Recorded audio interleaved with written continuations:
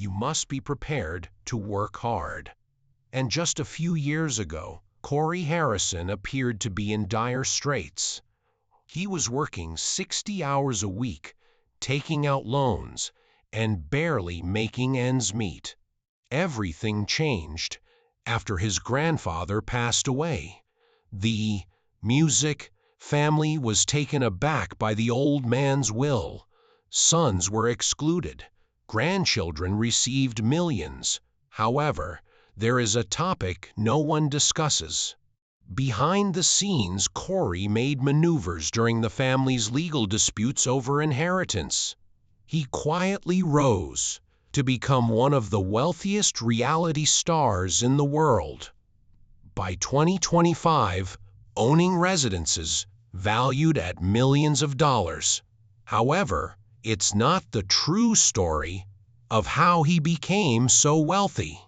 When Kim became pregnant, Rick was only 17. One baby had already been lost. Consequently, the birth of Corey on April 27, 1983, felt like a second opportunity. Despite their best efforts to keep their marriage intact, it ended in divorce in 1982. When Corey was just a year old in 1984, he was already a part of a dysfunctional household. Due to his parents' divorce, he spent the majority of his early years living with his father, Rick, who was hardly an adult. At the age of 18, Rick was attempting to raise a child in Las Vegas without any money or a plan, while balancing jobs in a city founded on luck. Of his 3 brothers, Corey was the eldest. In 1985, Rick's son Jake from a previous relationship followed Adam. However, the family had little to begin with. In 1981, when the housing market crashed in San Diego, Rick's parents had just lost everything. All they had left was $5,000 and hope as the real estate dream fell apart. They started over by packing their entire life into a car and traveling to Vegas. Rick was 18, unemployed, and a new dad. After serving in the Navy and failing at nearly 30 enterprises, his father, Richard, who everyone referred to as the old man, decided that perhaps gold and silver coins may save them. So they scraped together what they could and started a small 300-square-foot coin business on Las Vegas Boulevard. Corey had an unusual upbringing. He was surrounded with despair growing up. Men who had lost everything at the blackjack tables, old coins, and pawn tickets. Music. Rick had already started selling fake designer products after dropping out of 10th grade.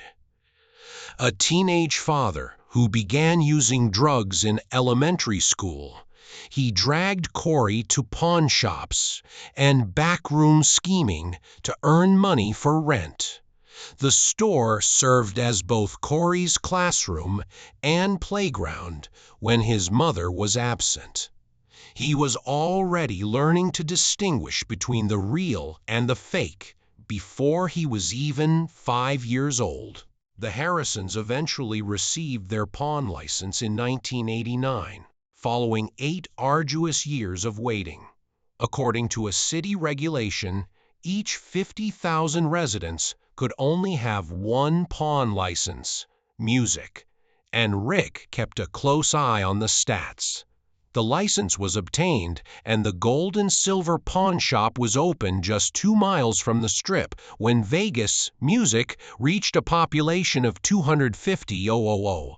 Although Corey was still a child, he was already encircled by turmoil and music. Enough desperation to fill a casino, along with coins, rings, and other antiques. The child with the big eyes and plump cheeks was going to become one of the most recognizable faces on reality TV. But no one knew it yet. But there were problems in the family even then. Christopher, Rick's brother, was already straying from the family. He remained aloof for an unknown reason. The facts became clear when the elderly man passed away in 2018. The elderly guy stated in his will that although he, music, still loved Christopher, he was excluding him entirely from the estate. Instead of Christopher, the store and the money went to Rick, his wife, and the other kid, Joseph. When it came time to determine who would get what, Corey would later feel the weight of that moment, which rocked the family tree. Music. Corey Harrison was already learning the distinction between fake and real at the age of 9. In order to restore the luster of dull silver, I sat in the back of a pawn shop and used a towel to scrape tarnish off ancient rings, not from textbooks.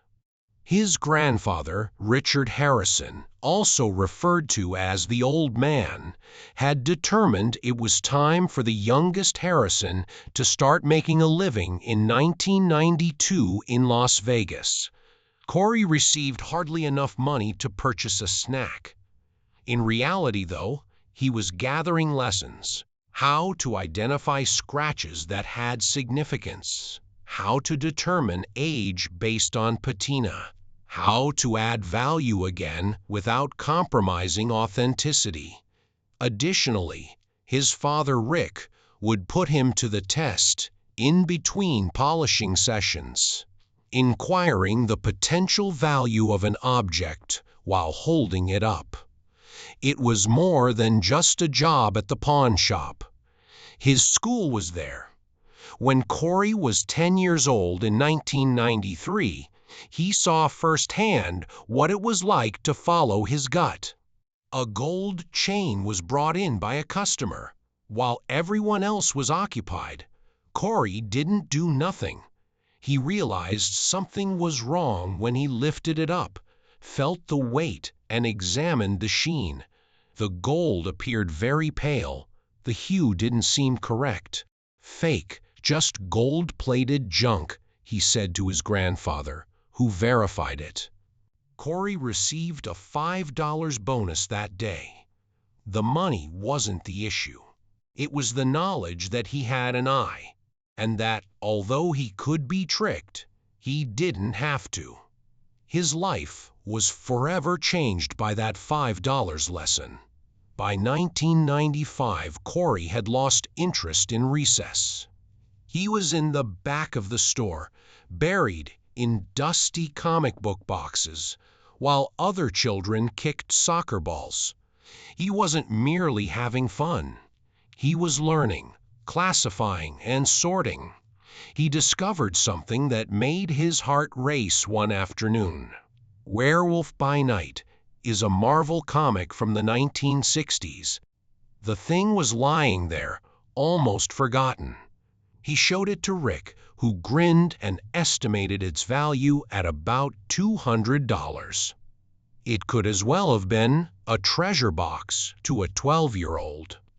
Corey came to the realization that collectibles were investments as well as cool things. He began searching for uncommon items, approaching each dusty bin as though it were a gold mine. It wasn't always enjoyable, though. Following his parents' 1996 divorce, the pawn shop occasionally became a battleground. When his mother, Kim, would arrive, arguments over child support would ensue. In an effort to maintain harmony, Corey frequently stood in the center. These were uncomfortable times, but they made him mature quickly. He developed his ability to understand emotions, control his temper, and pick his words wisely. His fractured family taught him how to handle disagreement, which often mattered even more than the business lessons he learned from the shop. The summer heat then arrived. Corey had to pick up a vintage watch parked 5 miles away from the business one day. Without a car or a ride, he was left with only his bike and the freezing sun of Las Vegas. Sweat-soaked, dehydrated, and fatigued, he cycled the entire distance, but he grabbed the part and returned. Although his grandfather and father did not present him with any awards, their nods were sufficient. He possessed the kind of tenacity that cannot be taught or faked. The darker side of the store revealed music. In 1997, a man entered, furious over a debt, and all of a sudden, a knife was out, threateningly waving. The man lunged toward Corey's father, and Corey watched. Rick maintained his composure, but Corey never forgot it. In Vegas, pawn shops offered more than just antiques. Desperation was drawn to them, and desperation could turn violent at times. The elderly man dismissed it. Corey, however, was wiser. It was a dangerous job. You have to be quick, alert, and prepared at all times. Corey had dropped out of high school by 1998. At the age of 15, he was working full-time and recording inventory for over 50 things every day. They had to document every gun. Each serial number was entered accurately. A single infraction could result in license suspension or 6-figure fines. He tried something new when he was 16, working as an apprentice electrician. But one day, he was severely shocked. Actual jolting electricity that blinds the body. He, music, gave up right away and didn't turn around. Even though the pawn business was dangerous, he was at least aware of its regulations. At the age of 17, he was given the opportunity to oversee the jewelry counter in 2000. He discovered it there. A $15,000 diamond brooch from the 1920s. However, he negotiated a lower price of $10,000 and closed the deal. Rick began referring to him as Big Hoss because he was so pleased. It was an acknowledgement that Corey was no longer a child, not just a nickname. He was closing important transactions. He attempted construction the following year, assisting in the shop's expansion. However, his thumb was crushed by a slipping beam, and the agony transported him back to his proper place. It was a blatant indication. The pawn world continually drew him back, even though he could take many routes. The store was more than just a structure. It was home. Corey was falling in love in 2002. She was his high school sweetheart, Charlene. He was attempting to maintain their connection while working long hours at the shop. He closed a $5,000 coin deal one evening right before midnight in order to pay for their date. That was Corey making business personal by fusing emotion and hustle. Every penny, every transaction, every second counted, and if it was for someone he loved, nothing felt too late. But trust dissolved in 2003. $2,000 worth of goods were taken from the store by a cousin. Corey attempted to hide it, claiming to be defending his family. It didn't work out. The consequences were unsightly. Family meals became chilly. The betrayal was profound. One of the most difficult lessons was taught to Corey at that point. Blood alone is insufficient sometimes. Even family members can harm you in the professional world. He established a regulation after that. One has to gain loyalty. In 2003, at the age of 20, Corey Harrison was already managing a staff of 10 as assistant manager at Gold and Silver Pawn Shop. The job wasn't the only thing he took seriously. He began to change the way the shop operated. He concentrated on the loan procedure for valuable, uncommon objects, such as Civil War artifacts. He requested more transparent records and tightened ID checks. The default rate on those loans decreased from 25% to 10% in a single year. It wasn't merely a victory on paper. It resulted in increased revenue, fewer frauds, and a new degree of trust that made the store unique in Las Vegas. That change was smeared with Corey's fingerprints, and that was only the start.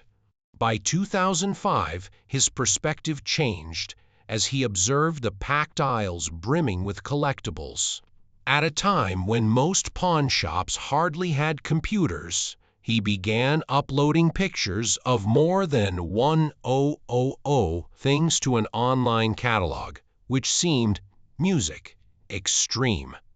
In just 6 months, eBay sales increased by 30%, generating an additional $150,000 annually. His digital transformation gamble paid off in more ways than one. In addition to garnering national recognition, it paved the way for the emergence of Pawn Stars. Corey had no desire to become famous.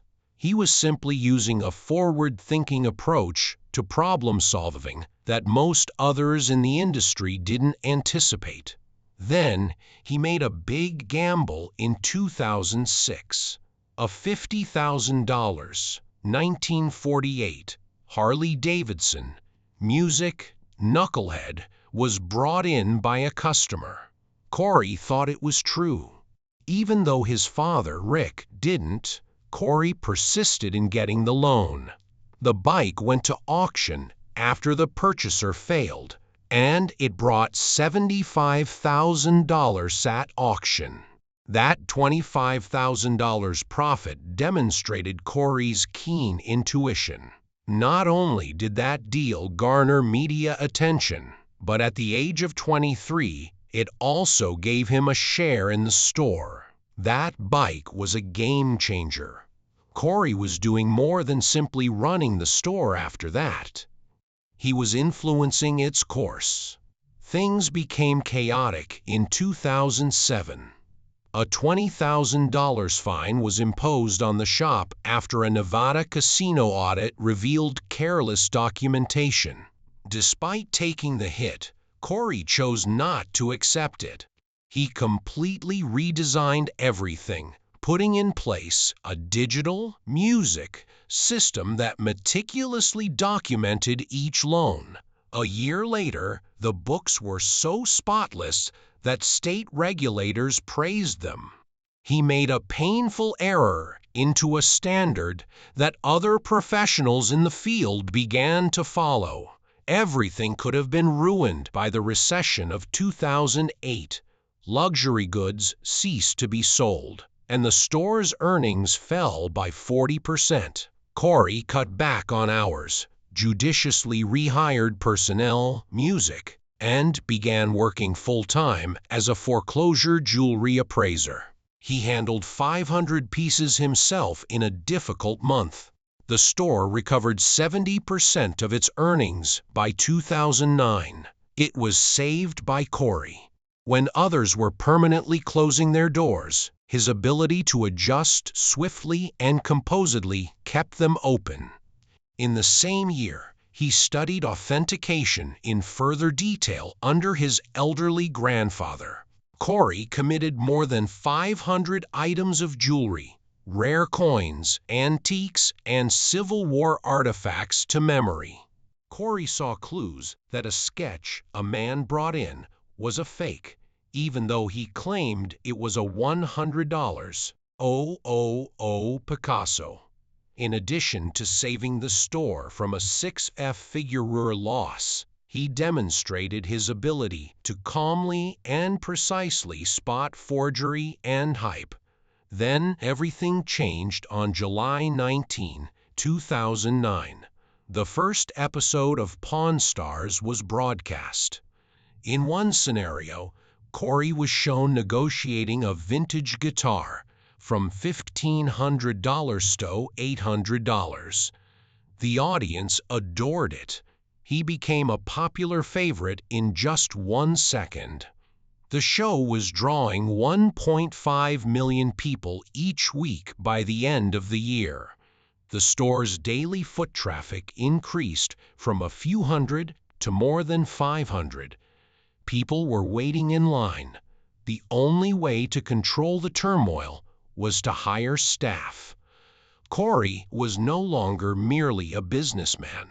He was famous on television. In Season 2 of 2010, Corey was selling rare 1940s baseball card sets for $25,000. Each show attracted over 2 million viewers. The store saw a 300% increase in tourism. Every day, lines encircled the structure. By 2011, Corey was earning $300,000. By 2012, store sales had surpassed $10 million. Corey remained in the middle of it all, balancing pressure, genuine business, and fan interest.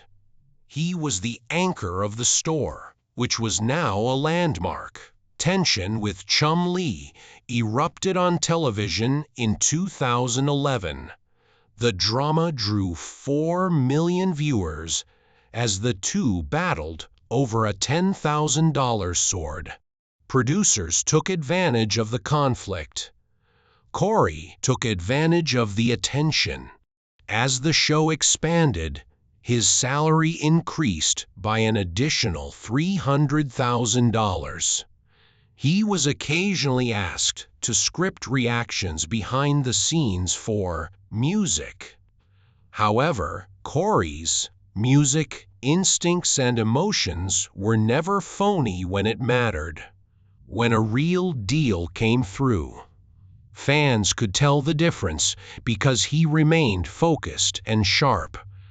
Not all fame was enjoyable. After he appeared at a bar one evening in 2010, he was pursued by paparazzi. Corey attempted to conceal a minor automobile accident from the producers, but privacy was lost. There was pressure to be famous. Even casual evenings became into public spectacles. Nevertheless, he showed up for work, maintained his composure,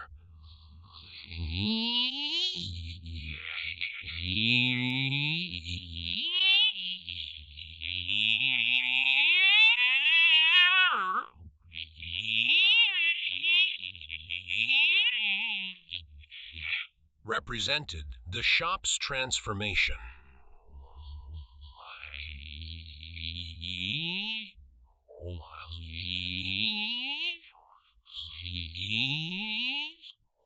Nose business. Corey reduced ingredient costs by negotiating directly with suppliers using his pawn shop expertise. Before selling it, the store expanded once and made a profit in less than a year. That arrangement demonstrated Corey's ability to succeed by working hard outside of the pawn world. He oversaw the store's growth to 15,000 square feet in 2013, adding a memorabilia wing filled with old movie props, Elvis guitars, and jerseys.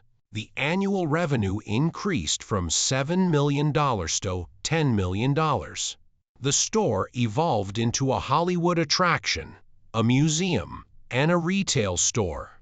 A family business became a tourist destination thanks to Corey's ideas. When he appraised a fake violin for $5,000 in 2014, he made an appearance as himself on an iCarly crossover.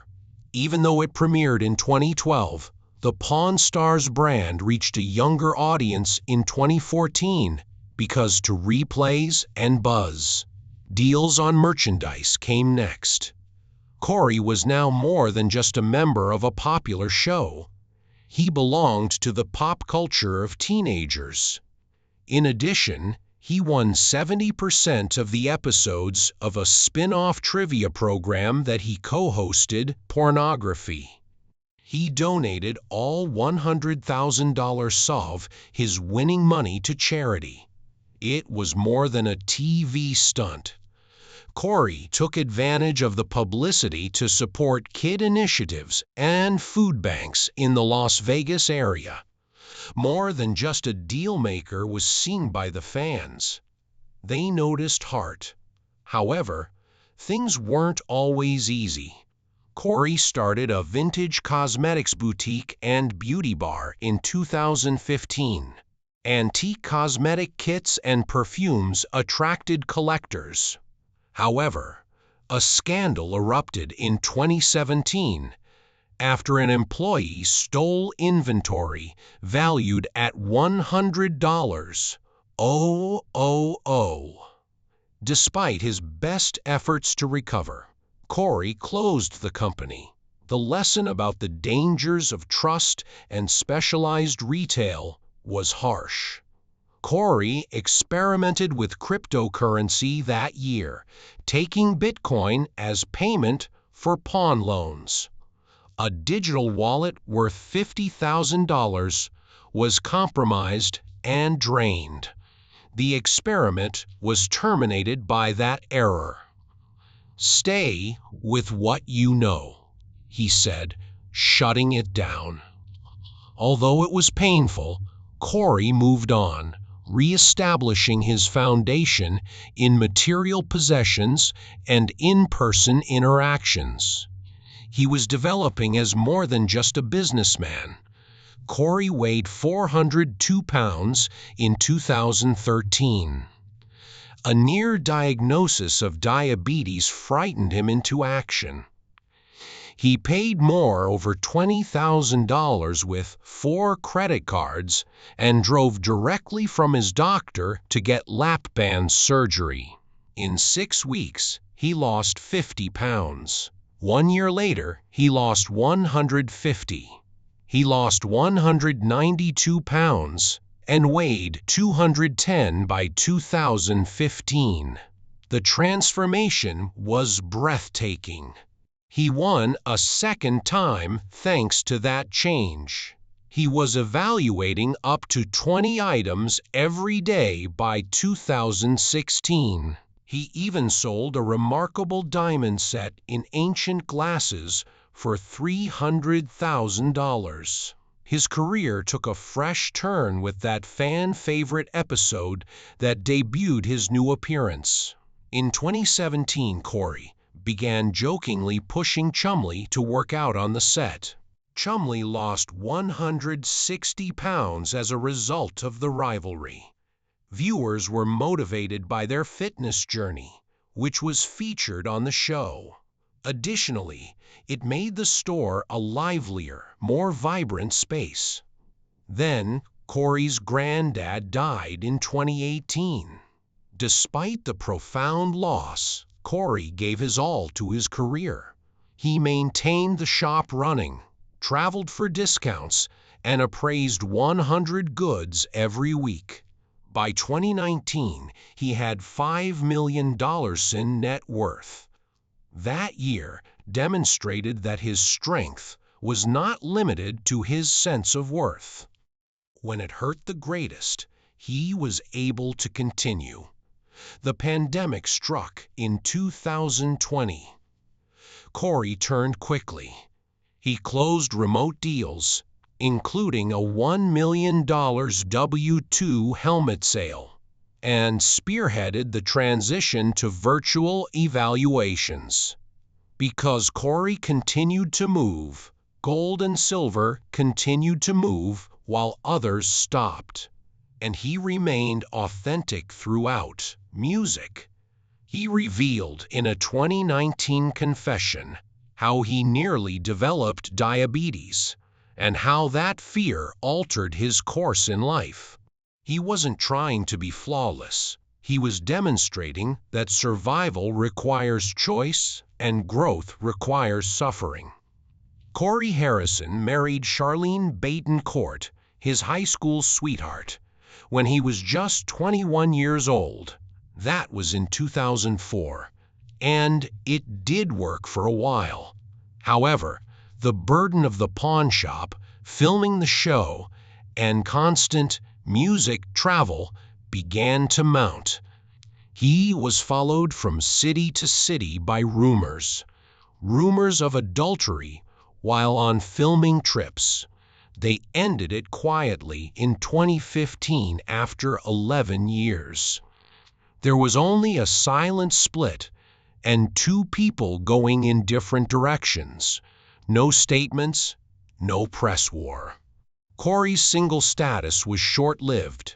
He wed Karina Ellery, also referred to as Kiki in Vegas circles, in May 2017. The couple was married for just a year.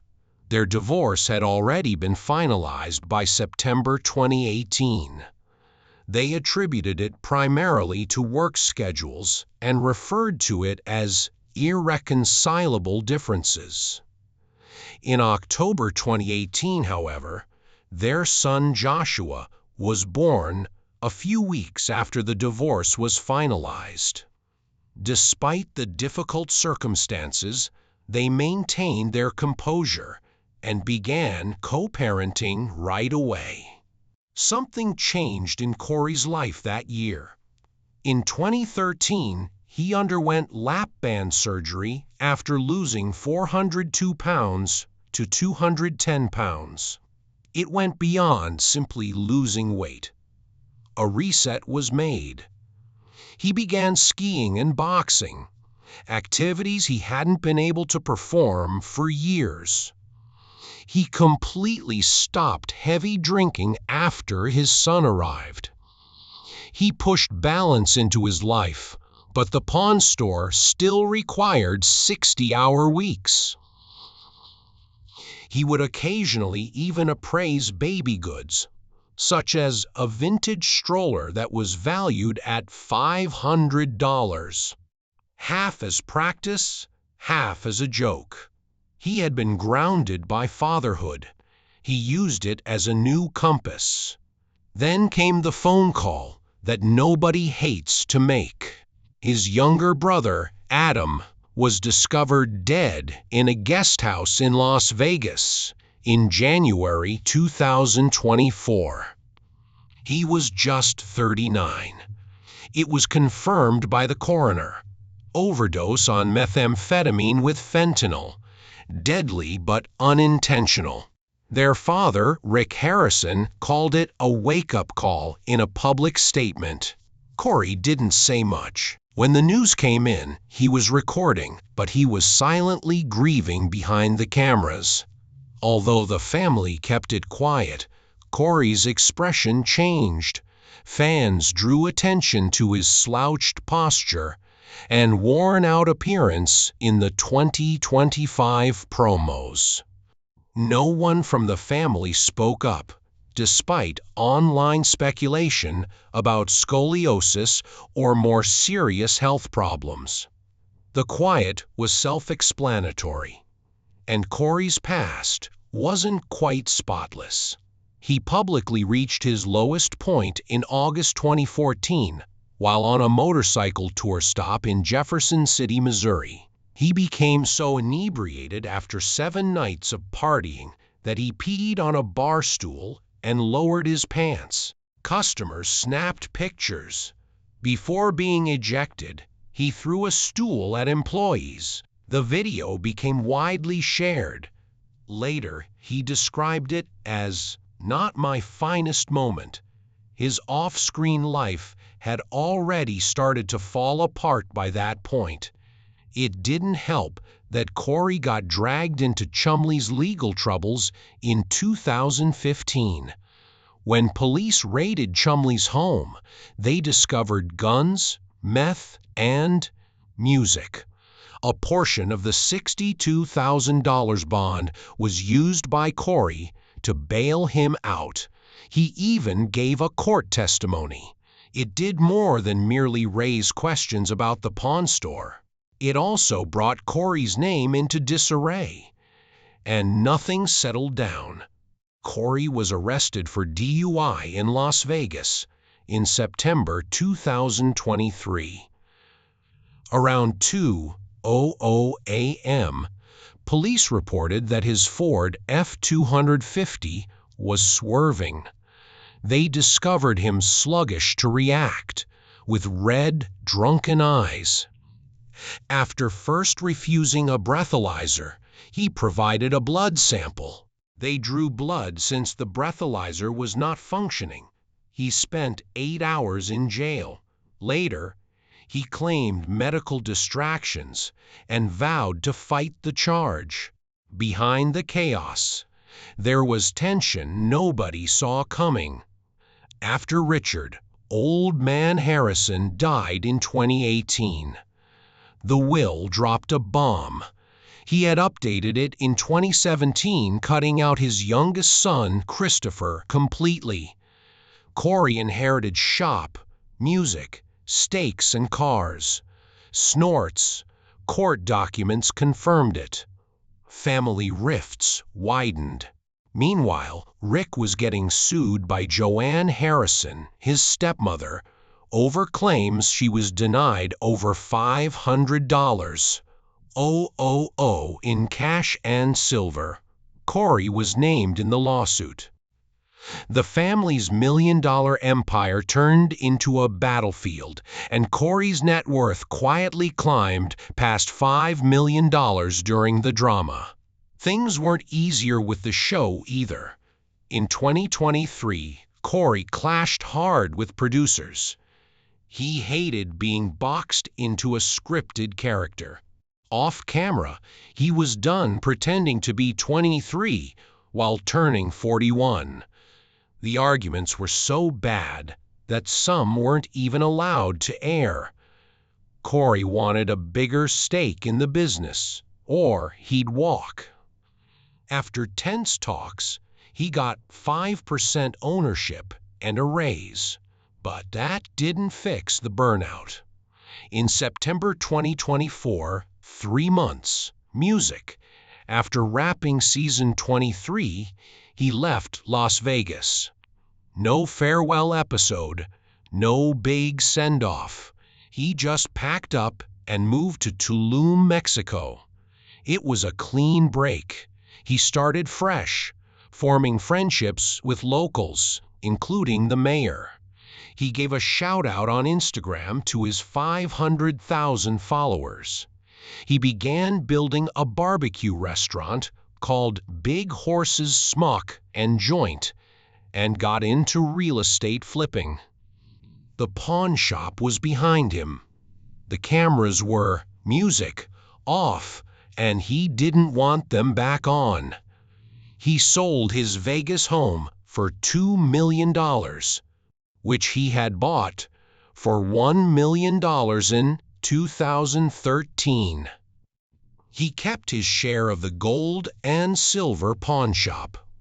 He kept the 1957 Chevy his grandfather left him, but he left the pressure. Rick still works, but Corey won't go back. He says he's well off enough not to. He mentors his son Joshua remotely, teaching him the trade without dragging him into the shop. He's toying with a spin-off idea in Mexico, maybe focused on artifacts or pawn tips, but he's not rushing. His life now runs on his terms.